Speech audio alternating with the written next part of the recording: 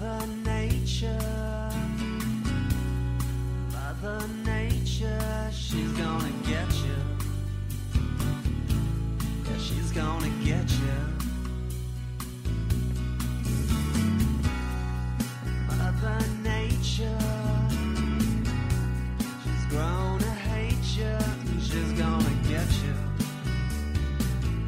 Gonna get you, you betcha.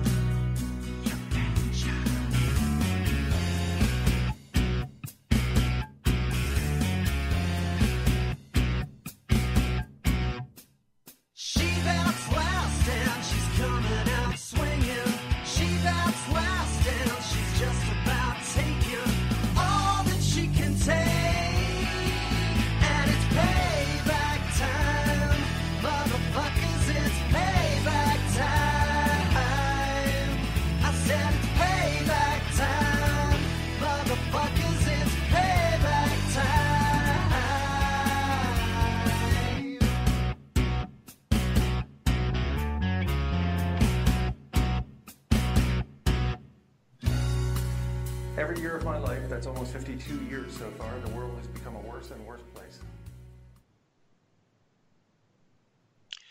Today's guest on Nature Bats Last is Dahr Jamail, staff reporter at truthout.org. Dahr's own website is dahrjamail.net. Today's show is a call-in show. US listeners can call in toll-free on 8888 74 888. International listeners can call the studio directly on 01 605 562 5199. If you miss those numbers, they are posted on my dystopian Facebook wall. As a disclaimer, I'd like to state that Dahr and I are personal friends, and I've had the pleasure of having Dahr stay with me on Rakino Island. We toured some of the North Island of Aotearoa doing research together for his forthcoming latest ominously entitled book, The End of Ice. Dahr, welcome back to the show. Thanks, Kevin. Great to be with you. It's a pleasure to speak with you again. Why don't we start off in what I would refer to now as the boiling Arctic? As we speak, the Arctic has seen temperatures above zero when it's cloaked in 24-hour darkness. There have been temperature anomalies of 20 degrees C above average. How can this not be termed an emergency? For the coming melt season are incomprehensible as the prospect of a sea ice-free Arctic Ocean looms. Shall we start there, mate? I think that's absolutely the best place to start because of the obvious, global implications. First, I think we should just pause for a moment on one of the things you just pointed out. If people can just envision the North Pole, the iconic North Pole, in the depths of winter, the sun doesn't shine for 1 minute of the day. It hasn't even risen yet for the first time through the depths of winter. So it's in total, utter darkness.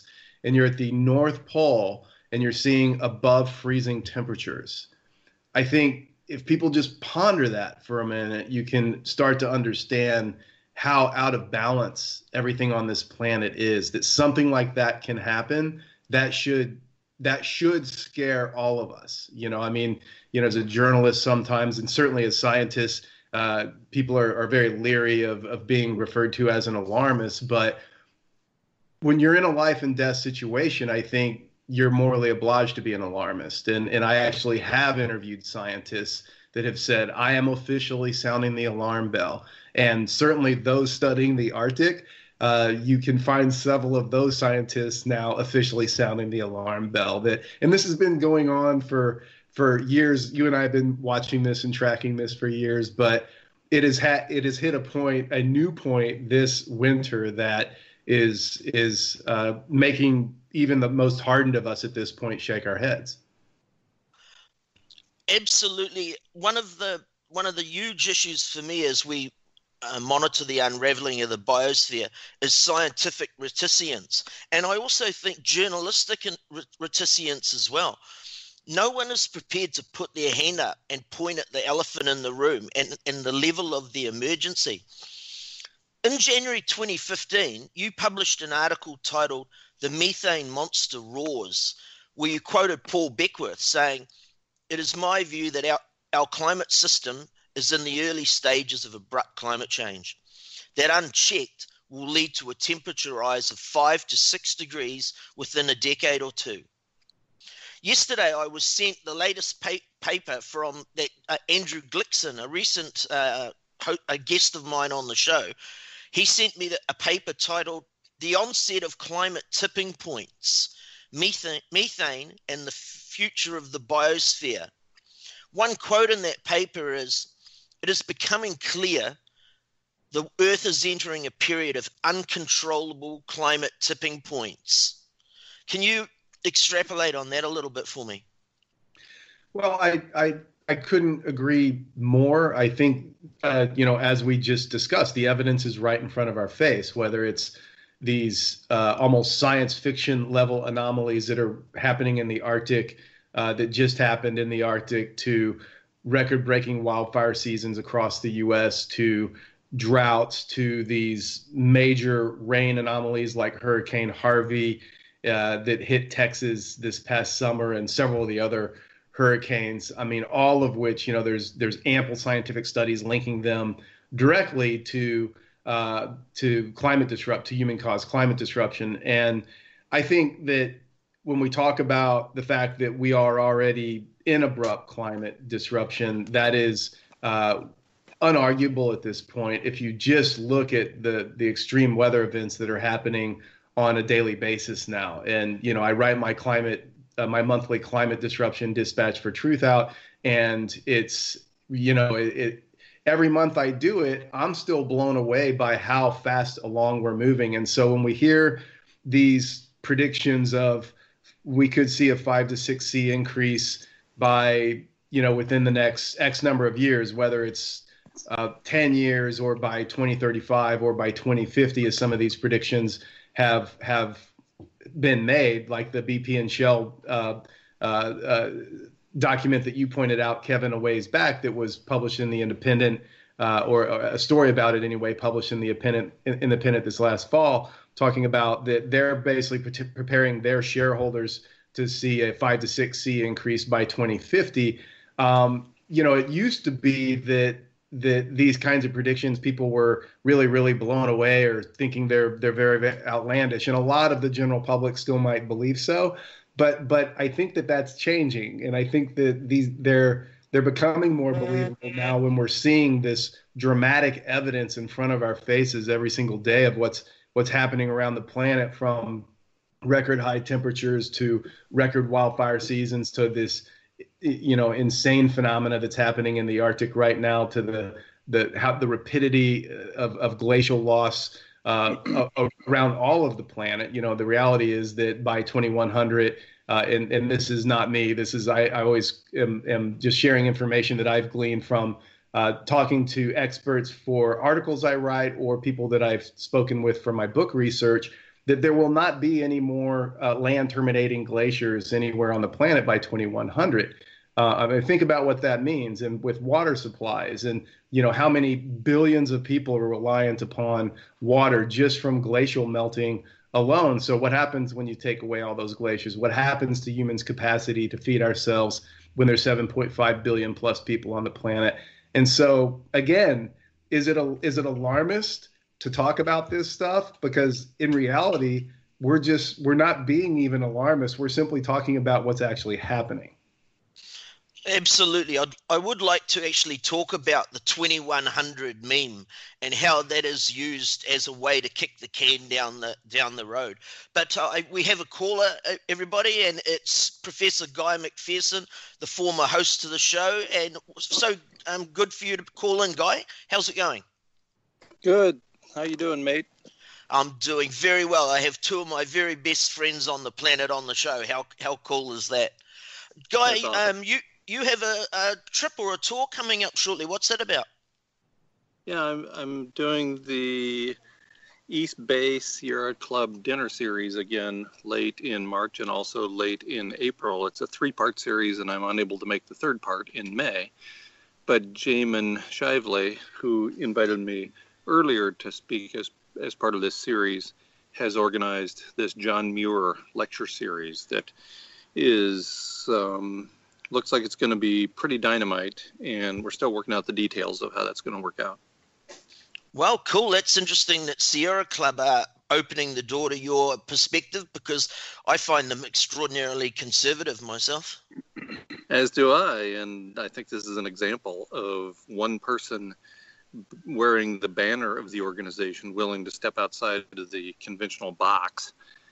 And I think that's wonderful. I don't think he has the approval of the Sierra Club at any level, but he's following in his father's footsteps as being the host for the East Bay Sierra Club dinners. So good for him. Ah, very cool. Is there anything specific that you wanted to ask Dahr? Yeah, I want to ask both of you, actually. Dahr, Jamail, hello, by the way, and thanks so much for being Kevin's guest today. Hi there, and Guy. Kevin, if you could both take on this question, there's no doubt in my mind that we're in the midst of a planetary emergency. It was, after all, a paper in the annual review of Earth and Planetary Sciences that projected an ice-free Arctic in 2016, plus or minus 3 years. And I would be stunned if that year didn't happen this time around, 2018. And an ice-free Arctic, of course, we haven't had with the species Homo sapiens on the planet. So are we in the midst of a planetary emergency? Yes, absolutely. Now, I have some ideas of my own about why nobody is declaring an emergency, even though I suspect most high-level, high-ranking politicians and CEOs are fully aware.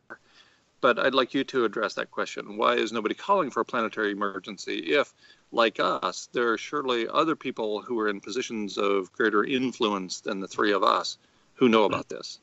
So can you hit me with your answers on that? I think that it's you know, as a journalist, it's always follow the money. So it's a situation of when you have global political leaders that are essentially all lobbyists for the corporate powers behind them, because I think in most countries around the globe now, that's the state of corruption of all the political systems. And so that being the case, I mean, I'll just use the US as the most obvious and blatant example of all of them, that when, you know, you've literally got a clown as a president, and the people behind pulling all of his strings are clearly the fossil fuel industry, the NRA, and whatever other businesses that are of and from the system that's essentially devouring the planet. If they're the ones pulling the financial strings, then it doesn't behoove said government to make any changes that will affect those profits of those companies. And so that's the short answer. And so, and then take iterations of that and apply it to different countries around the globe. And so that's why at best you see these kind of half measure lurches toward like the Paris Accords, a non-binding agreement that nobody's under any obligation to follow anyway. You know, just these kind of really paper mache facades of to make it look as though we're doing something. And so that's why nothing's going to change. No change is going to happen from a government, not any real change. And even European countries that are doing things like making far bigger emission cuts than the United States and getting ready to start banning fossil fueled cars from capital cities and countries, et cetera, et cetera. You know, those are nice gestures, but they're just token gestures, because a real response to the emergency that we're actually having would actually look something like immediate, full, globally government coordinated responses of we have to stop all fossil fuel emissions ASAP and start punishing anybody who is not following that, you know, by law, and behaving accordingly. And that would only be an effort towards, again, being fully honest with populations, saying, look, the genie's out of the bottle and we're just going to see what we can do to mitigate it, because that's the moral thing to do, period.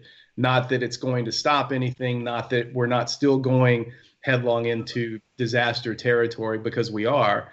But you know, that's what it should look like. And instead of that, what do we have? A media in the United States that I saw one report that in 2016, the entirety of the big television networks in the country spent under 1 hour total for the entire year combined reporting on climate change. And so, again, status quo, just go back to sleep and keep buying stuff. That is exactly true. And it is so bizarre that for anyone who's paying any attention at all, we know that this is the biggest issue unfolding on the planet. And why is it not the lead item every night on every mainstream news show?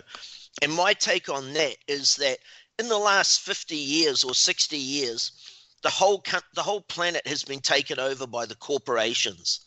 The whole narrative is controlled by the corporations, and all the corporations are interested in is business as usual. In World War II, in America, the American automotive industry was put in park, and all of their factories were used for, unfortunately, making weapons. But they went on that big plan of completely concentrating on the one issue of the day. But that's not happening. All that we're looking at now is business as usual, pedal to the metal, off the cliff, and no holding back. And we all know about global dimming as well. I suspect most of the populace doesn't.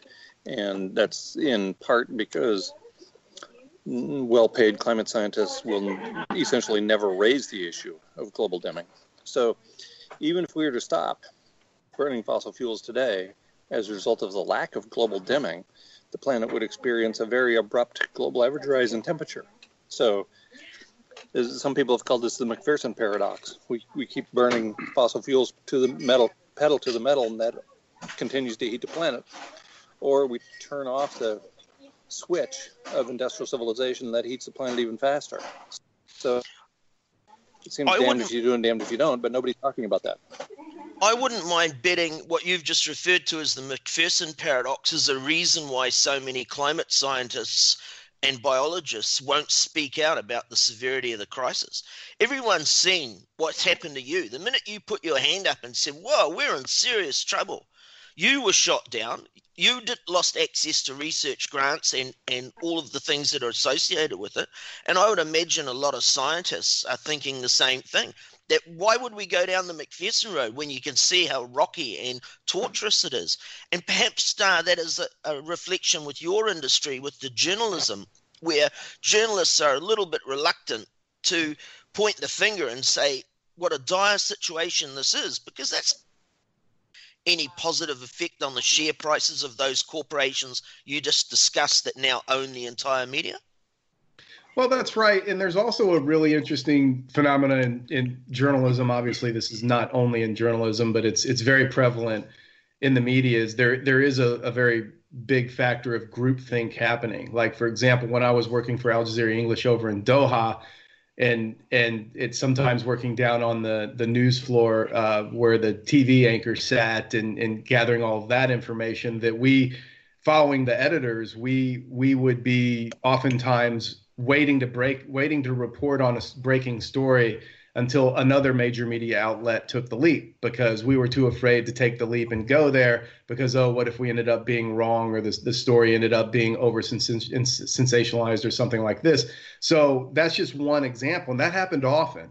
And it wasn't just Al Jazeera English that did that, but it's all of the media outlets to a certain extent are at least in some part implicated in that sort of a groupthink. Well, we're not going to report on that way, because then we would be the lone wolf and really going out on a limb. Nobody else is going to report on it. And I think that's a lot of what's happening with the climate disaster and people not reporting on it. But then there's also, of course, the corporate funding behind media outlets, i.e. all of the major TV outlets in the United States are certainly under the same kind of pressure as the politicians, but in a slightly less obvious way. But that's certainly another factor in the equation. And then there's, lastly, I would say there's, the news as infotainment, that, news outlets, and I'm talking about the major corporate outlets, they want to give people what people want instead of what's actually the news. And so the news is pretty consistently geared towards, well,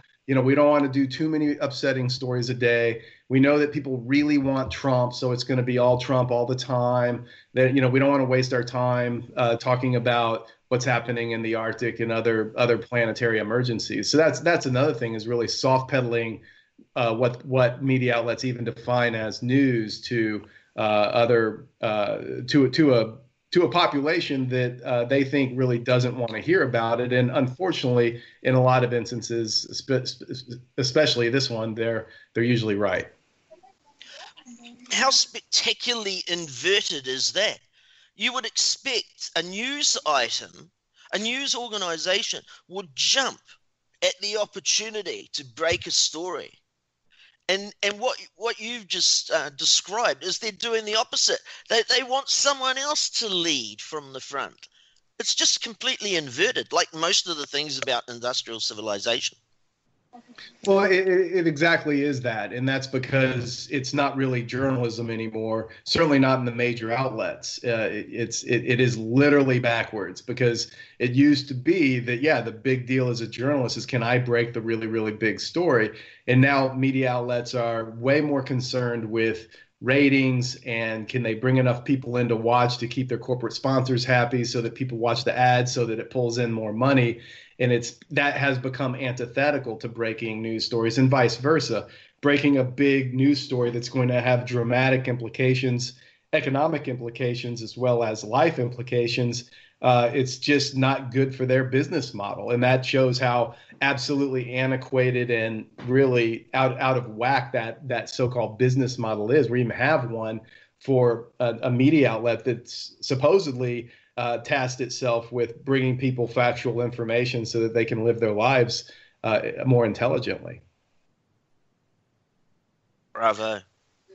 Gentlemen, I don't want to dominate the show, so I'm going to sign off now. Thanks for the opportunity to chat a bit. Unless you say something that really trips my trigger, I won't be calling back in. Thank you both for what you're doing. You are courageous men, and I am honored to be associated with you at any time in any way. Be well. Thank you very much, Guy. It was a pleasure to have you on the show for those few moments. Call in again anytime you like. Thank you.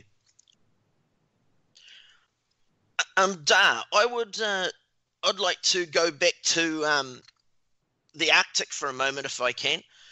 In your March 1st article on Truth Out, titled "Scientists Warn February Melting Near the North Pole Really Extreme," and I'll quote from it, "In another shocking development, Alaska's Bering Sea lost the full 1/3 of its ice in only 8 days.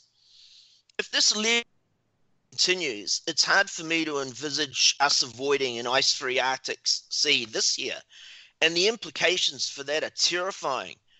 You did an article about Dr. Natalia Shukova and Igor Semiletov from the University of Fairbanks in Alaska, and their concerns about the methane emissions from the ESAS, the East Siberian Arctic Shelf. Could you give your opinion about where we are with regards to those issues? Right. Well, it's and I've written about this as well as I have a whole chapter on permafrost and methane in my forthcoming book. And what Shukova and several of her colleagues have been studying and writing multiple scientific studies on for quite a few years now is their concern about the methane trapped in the shallow seas of the Arctic, and particularly the eastern Siberia shelf, where that's where the brunt of it is. And they're very concerned about the fact that as the summer sea ice is going away, it's exposing more and more of that area to direct sunlight and even warmer temperatures in the water. And so it's basically speeding up the thawing process of that subsea permafrost and releasing the methane. And so it is being documented now. There are increasing amounts of methane plumes around parts of the Arctic. And the only question is, do we get the 50 gigaton methane burp, as Shukova has warned us about, that could happen, as she said, essentially at any time? That we're already at a point where we've changed the system enough from causing enough of the sea ice to melt and warming the water enough and warming the atmosphere enough that literally this could happen any time. And that would be the equivalent of more than doubling the CO2 equivalent amount in the atmosphere than what humans have already emitted from since just the advent of the Industrial Revolution. And so that gives people an idea of how far along we already are and what the threat is. And then in addition to that, there are absolutely already multiple instances of these methane plumes, both subsea and on land. They're already increasing in number. It was just last summer, there were 2 more of these giant methane craters in Siberia that when these were reported by people living in the general vicinity, excuse me, they even reported seeing fire and smoke when these burst, unlike the other ones that they found these giant craters. Russian scientists went down to the bottoms and found high concentrations of methane. But this was the first time last summer that they were actually incendiary. And I've talked to some scientists about that, and there haven't been any papers released yet. People are still theorizing and trying to figure out what's happening beyond what they know, which is clearly these are giant vents of methane under pressure, then suddenly being released into the atmosphere, and there's craters with ejecta all around them. And so it's happening on land as well. And so this is a big deal because, as I think many of the listeners to this show are probably aware, that methane is a far more potent greenhouse gas than CO2. It's 100 times more potent on a 10-year time scale. So it doesn't take near as much methane to be released to cause dramatic impacts. And the amounts that are already being released and the amounts that certainly look inevitable to be released are worrisome, to put that mildly. And I think this is, with the sea ice going away rapidly at this point, as Guy just said, he thinks it's this year, whether it's this year or sometime in the next few years. When it goes away completely, that's when the methane situation becomes even that much more important, because it seems like what Chikova is warning us about then becomes inevitable.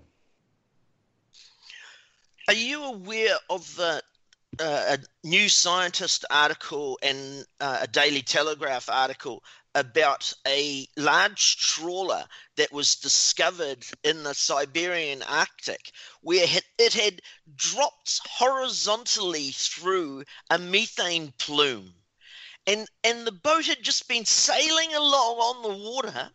Then there was a massive discharge from the ocean below, so that the water column was just pushed away by the gas, and the trawler dropped horizontally like it would down a lift shaft, and it hit the bottom with no damage. It was just sitting. When I post this show on my website with all the corroborating articles, I'll include that article for people to see how precarious the situation is. Jennifer Hines and I toured New Zealand in 2016, and Jennifer, on one of her slides, she had a slide of a pingo off the coast of New Zealand that was 6 kilometers in diameter. The discharge, obviously that, when it came out, it wouldn't have been that big, but the discharge crater was 6 kilometers in diameter. If you sailed into that, you're heading straight for Davy Jones's locker. Yeah, and these, again, that's just another iteration of the shock value of what's happening right in front of our eyes when we talk about what we did at the top of the show about the Arctic, the North Pole seeing above freezing temperatures at this time of year when the sun's not even up. To me, that has the same kind of shock value. It's I don't know how much more shocking really things can become. And that's a dangerous thing to say, because we all know that they're going to become far more shocking. But, each time one of these events occurs, like Hurricane Harvey sitting over Houston and dumping enough rain that NASA later reported that it literally pressed the Earth's crust down several millimeters because of the weight of the water was so much. That's how much water was there. And another statistic, just to kind of bring home to people, the freak nature of these events, that there was the equivalent of rain fell from Hurricane Harvey that was the equivalent of 1 million gallons for every Texan. And considering there's more than 30 million Texans, That's a lot of water. So again, this is this is kind of sci-fi level things that we're seeing happen, and it's very alarming and it's very worrisome, and it's scary, especially when you consider that for those of us unfortunate enough to be living in places that are right on the front lines, like people in Bangladesh, people down in South Florida living in the Keys, people living in these areas that in not so many years from now, they're literally not going to be there unless they choose to go back by boat. These people understand it. They do not need any explanations. They are shocked that, they're living in a place where they've had ancestors in a place like Bangladesh for thousands of years, and now they're going to have to leave. So, they are alarmed and they do get it. Again, it's those of us in the privileged West that, for right now anyway, there's somewhat of a buffer between being in that type of situation. But I think inevitably, all of us, it's going to be made so obvious by what's happening. So whether it's by wildfires or drought or economics, but all of us are going to be taking this on the chin, no matter what the level of denial is. Unquestionably. There's a few things I'd like to point out about Harvey. When there was all that water in Texas, and as you said, it depressed on the land and flattened the land out or sunk it. When you have those big events like that, or when you drain an aquifer, you're either putting more weight or taking weight off the tectonic plates. And there is always the possibility that when you do that, you'll have more earthquakes. I think most people would concede that we're seeing more and more earthquakes as climate change progresses. And then with all that flood water that was in Texas floating around, sometimes submerging petrochemical works, there must have been an enormous amount of pollutants that were mixed in with that flood water, and that most of that, or a lot of that, would have drained out into the Gulf. So here we go, the Gulf that you covered so well with Deepwater Horizon and the pollution that it suffered. Here's another attack that people aren't really joining the dots for. And I think when we talk about our climate catastrophe that's unfolding, we have to join all the separate dots and not look at things in isolation. This is the multiplicative effect that you get from tipping points and so many different things unfolding. A classic thing that happened during Harvey is that because of the technology that we have now, we can see these cyclones coming from quite a long way, or hurricanes in the Northern Hemisphere from quite a long way away. And we have a chance to prepare for them to some degree or other. But in Texas, the nuclear power stations kept generating new electricity. They didn't go into shutdown mode. They don't go into to prepare for the 135-mile-an-hour sustained winds that they had. And I looked into that, and I found that one of the reasons why that they didn't go offline is they have contractual obligations to remain online. So there's a penalty fee for them whenever they go offline and aren't available to supply to the grid. So these people, for pure financial gain, they kept the nuclear power plants going while they had an extraordinary cyclone bearing down on them. This is the nature of the corporations. They are not going to do anything that affects their bottom line in the short term, because of course all this is short-term thinking. Right, and these are very important points. Another, I'll add to that. I actually was in Florida again recently, this time giving a talk, and just like when I went there May a year ago of 2017 to do research for my book on sea level rise, flying over Florida, over much of the state, and looking down from the plane, and the words of Dr. Harold Wanless. He's a sea level rise expert at University of Miami over in Coral Gables, and one of the few scientists that I've met with who is completely unafraid to tell the truth, because he thinks it's highly likely we'll see 10 feet of sea level rise by 2050, if not sooner, and that we could see 20 or even 30 feet by 2100, not even to talk about what happens after that, which is, of course, far worse.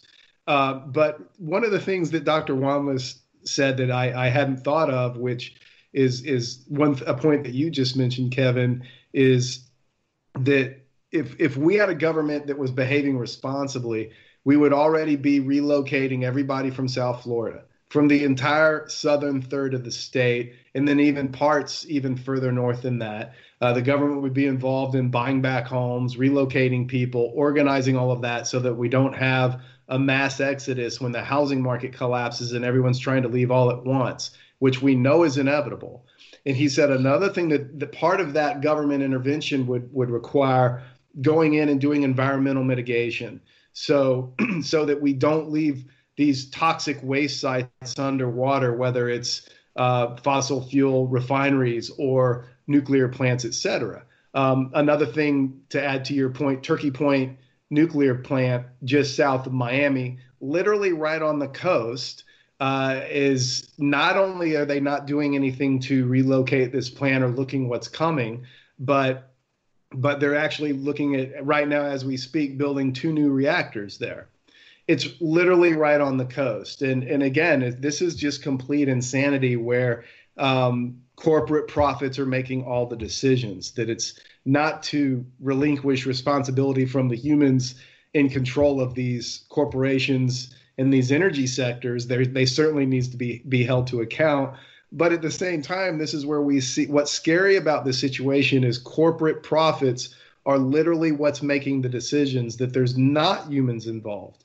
Because to give these people benefit of the doubt, assuming that many of them have families and have children and might have at least some concern about what might happen in the future, that their decision making is no longer even in the picture, where we've got such insanity that there's a nuclear power plant literally right on the coast of Florida, just south of Miami. And not only are they not talking about relocating it and having a responsible decommissioning and relocation and then mitigation of all the waste that's there, but they're going to add to its size. And when in reality, the entirety of South Florida, a government should be going through, okay, where's all the waste? What are going to be toxic sites, leaching things up into the ocean once all this is underwater in a few years from now? And not only is that not happening, but the economy's booming, the population's exploding, and everyone's just acting like everything's going to be great. And in reality, you've got people like Dr. Hale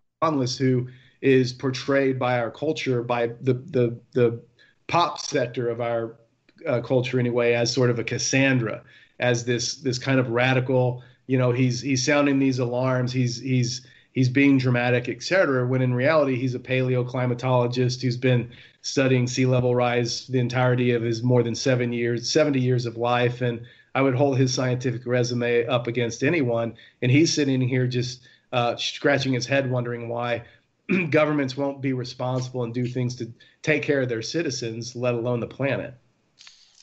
It's as if they know that habitat is going away and extinction is going to happen before we will see any of these things. I think there's a distinct possibility that we will lose habitat on this planet before we see a meter of sea level rise. And these corporations aren't thinking that long way down the track. And I've got a theory about capitalism. I believe that capitalism is a vortex of sociopathy and psychopathy to the top. If you have a look at the people at the top of the corporations, I think a large number of them are suffering from one or other of those illnesses. And a characteristic of both those illnesses is a lack of empathy. So they don't go and have sleepless nights like we do, thinking about the consequences of what's coming and where we're going.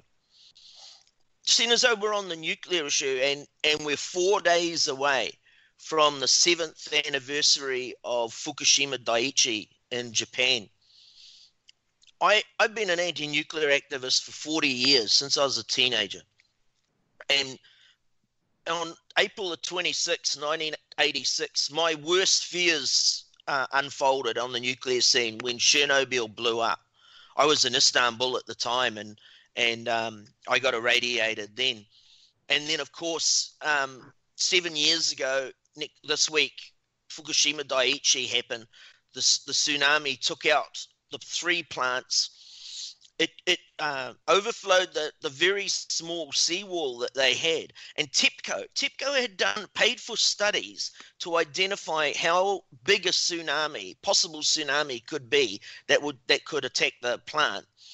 And they ignored their own scientific analysis on how big a tsunami could be. They made a smaller seawall to save money. And now we've had ionizing radiation bleeding into the ocean for all that time, for 2,500 days. But a little discussed aspect of it is the radionuclides that are going into the atmosphere from 3 exposed coriums that are somewhere underneath the plant, but they're out of containment, so they're definitely emanating ionizing radiation into the atmosphere. What's your take on how bad Fukushima Daiichi is relative to any other industrial disaster? I reported really heavily on this story when I was working for Al Jazeera English over in Doha, and one of the first stories I did on it, interviewing several Japanese nuclear experts, as well as a couple of people back here in the United States who are being very outspoken and critical about government's handling of the crisis. And the story I wrote shortly after the disaster occurred was called Fukushima, It's Much Worse Than You Think. And it went on to become the most read story of the year for Al Jazeera English. And it became popular enough that I actually got invited to the Japanese embassy in Doha to go have lunch with the Japanese ambassador to Qatar. And so that was a very interesting conversation. Of course, I did not stop my reporting after that free lunch at the embassy, I'd like to point out. But I think it's, again, it's like we could put it in the grouping with the climate crisis, where here's this massive story, global implications for every human's health on the planet, and it's been completely swept under the rug. I mean, even more so than the climate crisis. But I think I would argue that it's the single worst industrial accident thus far in human history, far surpassing Chernobyl as far as the amount of radiation that's been released and is being released. And the fact is that they do not have a solution to this crisis. I mean, I've interviewed Arnie Gunderson here, a nuclear expert of decades, an engineer and a scientist. And he said, look, the technology does not exist for them to go in and deal with these molten cores. There is not a solution to this crisis. And meanwhile, the Japanese government is busy planning for the Tokyo Olympics. And guess where the surfing is currently slated to take place? Fukushima Prefecture.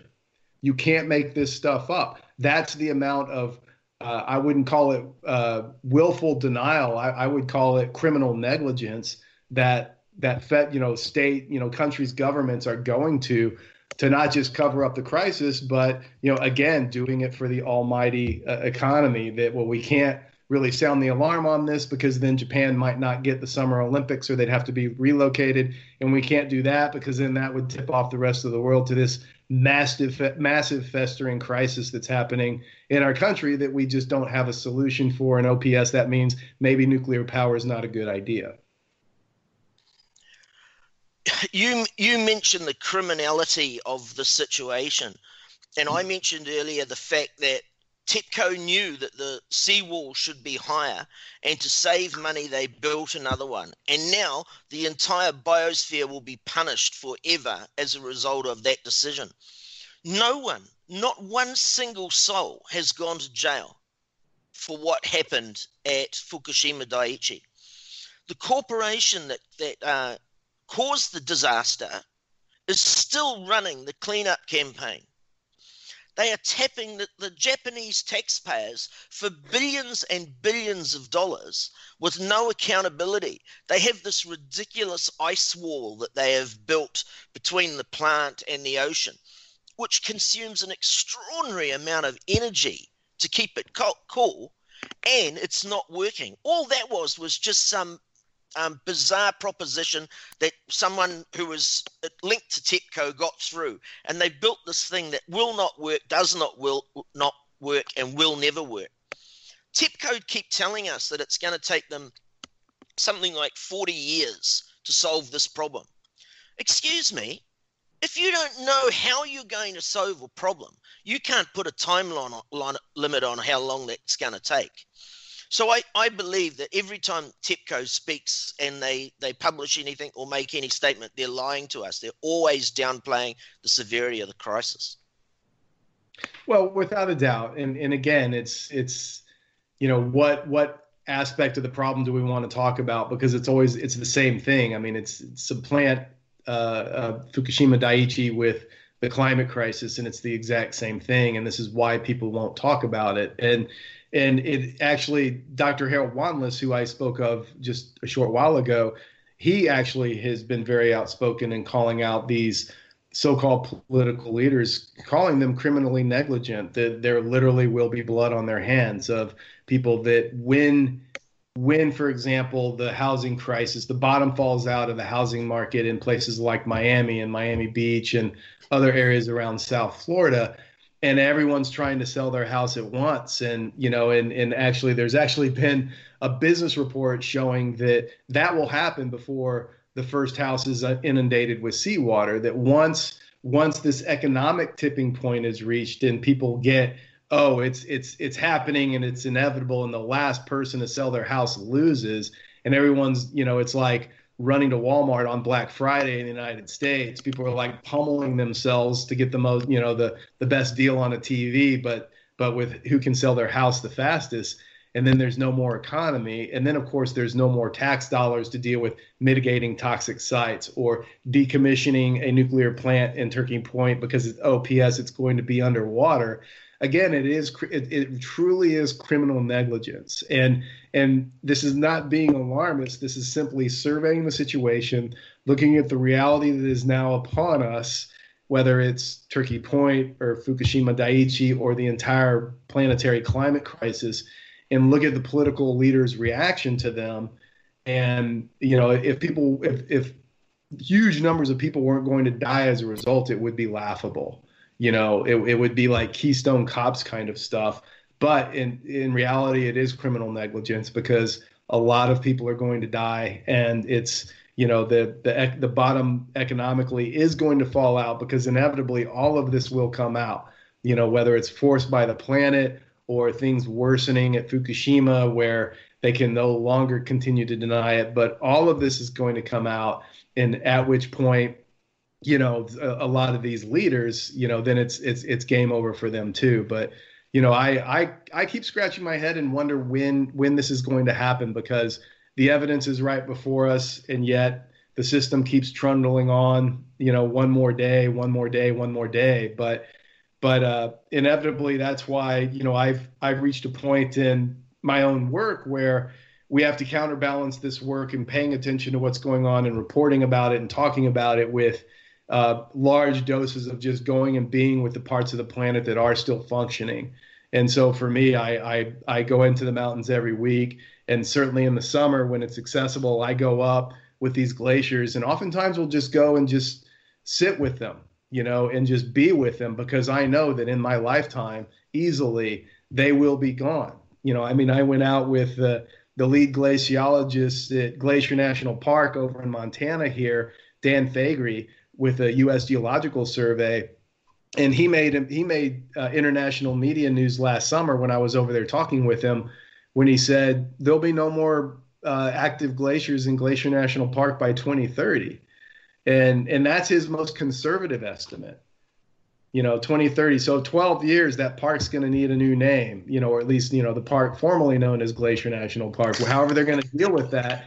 But he said, no, by our own definitions of what qualifies as a glacier, by the area of ice that is there and the fact that it has to be moving, that by those criteria, there will not be a functional glacier in Glacier National Park by 2030. And he said there will not be functional glaciers just about anywhere on the planet that are land terminating glaciers by 2100. He said that too, and he's scratching his head and saying, yeah, I've had to become battle hardened as I go out and I watch this thing that I've loved my whole life and study. I'm watching it go away, and so he talked a little bit about PTSD as a scientist and dealing with that. And he's another one of the few scientists that's been very outspoken, unafraid to talk about this in the media and tell the truth about what's happening.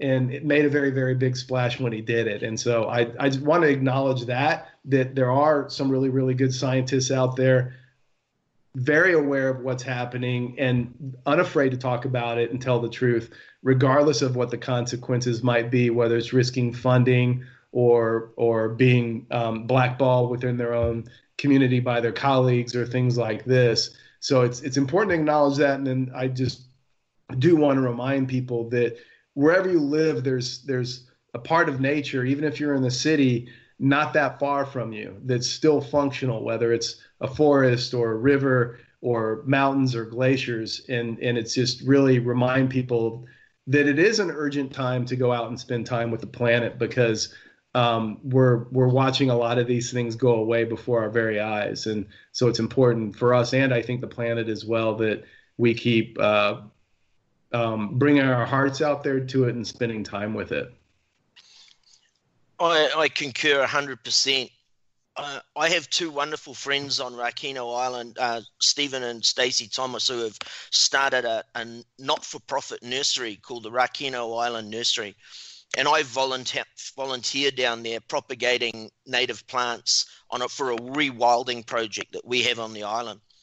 I believe the biosphere will collapse very, very quickly, and I'm still going to be planting trees. I would love to be the last sapien on the planet to put a seed in the ground, and I'll happily be that person.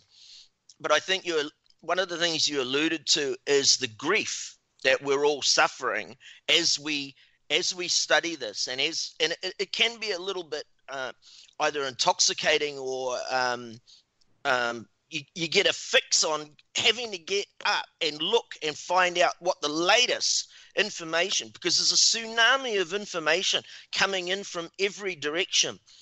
I interviewed Professor Paul Ehrlich, who wrote The Population Bomb, and he's a biologist, and he wrote a recent paper with biological annihilation in the title, and it was about the collapse of flying insect populations in Europe, in Germany specifically, in their national parks.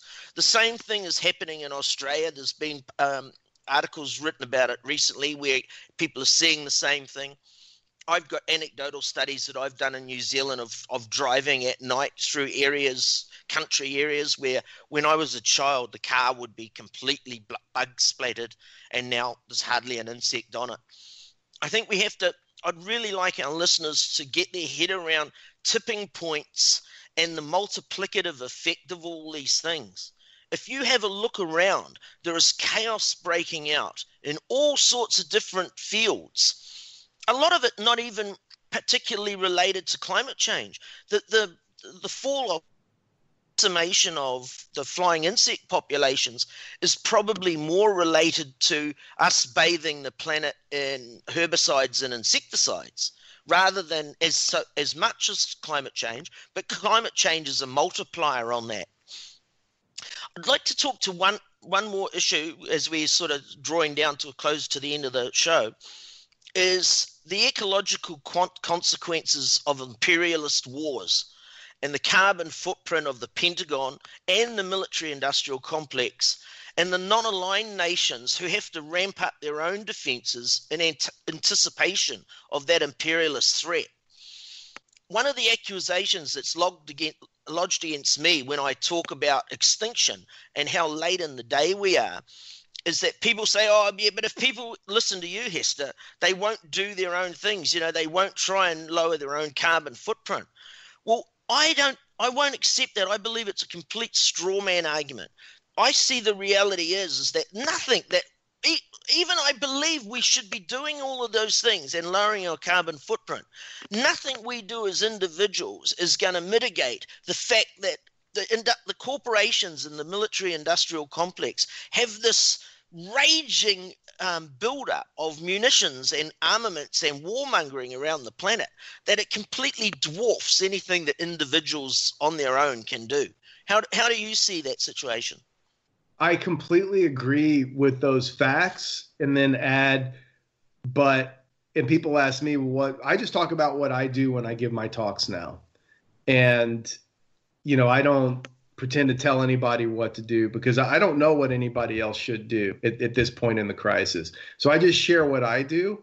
And I say, yes, despite all these facts that our backs are against the wall, that all of this is now upon us and we know what's coming and today is better than tomorrow for the climate, right? That it's only going to keep getting worse. But I have a solar powered house. I work actively, regularly to lower my carbon footprint. I grow my own food. I'm about to increase that food production rather dramatically. I live on my land with people that are trying to do the same thing and live their lives in the same way because it's the moral thing to do.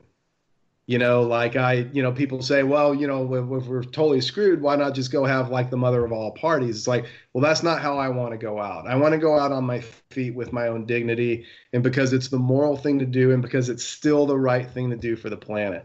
And so these few acres where I live, surrounded by a bunch of beautiful trees in the Pacific Northwest, I am gonna spend my days trying to take care of this little piece of the planet because it's the right thing to do, period.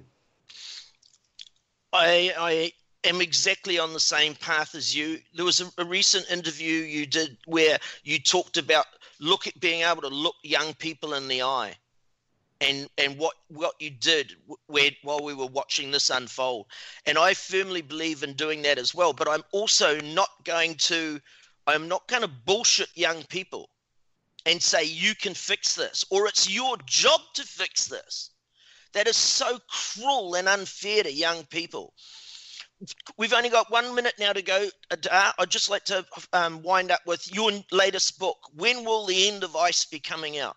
It is currently slated to be released to the public in January of next year. So we're still about 9 months away. I'm editing it right now, and I'm very excited about it, as is my publisher, The New Press, but it will be available in January, give or take a month. So thanks for bringing that up. It's called The End of Ice, and it's going to be I feel confident that it's my best book yet. Let's hope it hits the bookstores before collapse unfolds. Brother, I'd love you to come back to New Zealand sometime soon before all that shit goes down. And I'd like to thank Afrazen for his theme music for the show, which the studio will play for you now. Thank you very much, everybody, for your time. Have a great extinction.